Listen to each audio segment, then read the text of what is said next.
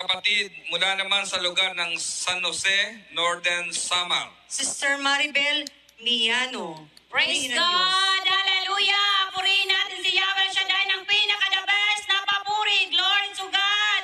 Lord Christ Jesus, hallelujah!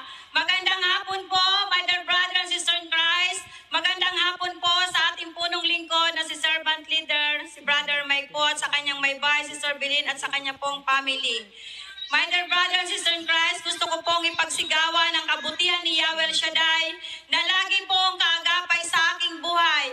Naalala ko pa po, noong dalaga pa ako, 17 pa lang po ako, sabi ng tita ko, nakilala namin si Lord, si Yahweh Shaddai sa pamagitan po ng langis at panyo. Pumupunta po kami sa Lunita at ang sabi sa akin, magpaalam ako sa amo ko na ang diop ko ay gawing Saturday. Dahil linggo po ang diop ko, nanalangin po ako kay Lord, sabi ko, walang mahirap na bagay at walang imposible. Tsak yun ibibigay ni Yahweh Shaddai. Yun po, Saturday lagi ang aking diop. Napakabuti po ni Lord. Dumating po, naging single mom po ako sa dalawa kong anak, 91 at saka 92 po.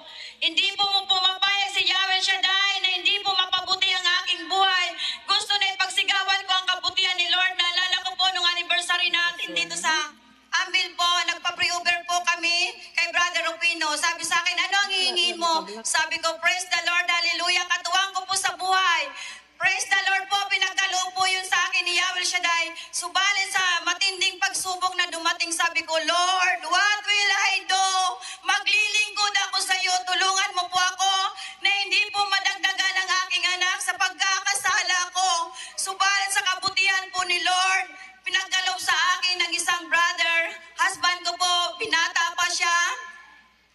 Nagkaroon po kami ng engranding kasalan at doon po sa chapter namin sa El Shaddai, napakabuti po ni Lord.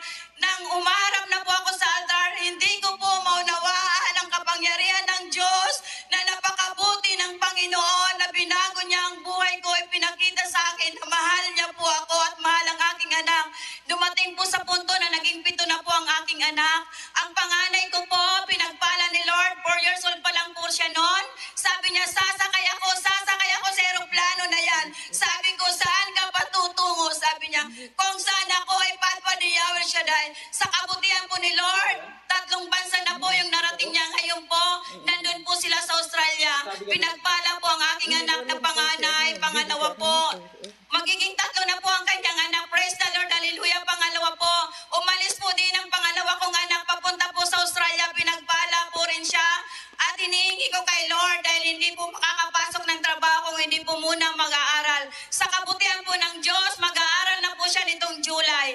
Pang-5 po, pang-4 at pang-6. Sa kabutihan po ng Panginoon, lahat po ng mga medalyon na natatanggap ng aking anak, inaalay ko po yung kay Yahweh Shaddai dahil siya po ang nagbibigay ng karunungan at katalinuhan.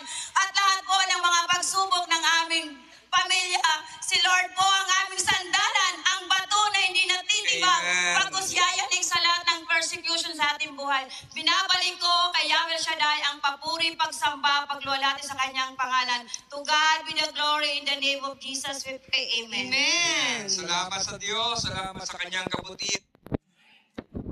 Ipos muna sis ha.